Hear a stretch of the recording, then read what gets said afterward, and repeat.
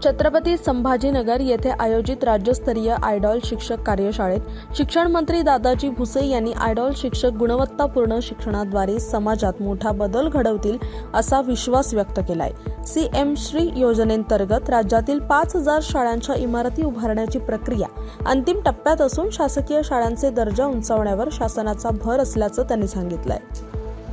गुणवत्तापूर्ण आनंददायी शिक्षण देणं शब्दछल काही असते, त्याच्या सोबतच शिक्षण भाकरीचे, शिक्षण राष्ट्रीयत्वाचे ही थीम घेऊन आपल्याला त्या ठिकाणी काम करायचं आहे।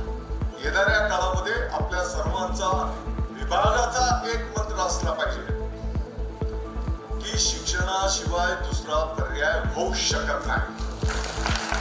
जोपर्यंत गोरगरिबांची मुलं शिकून सवरून मोठी होत नाही तोपर्यंत त्यांच्या कुटुंबाची प्रगती होऊ शकत नाही। आणि म्हणून शिक्षणाचं महत्त्व मला वाटतं की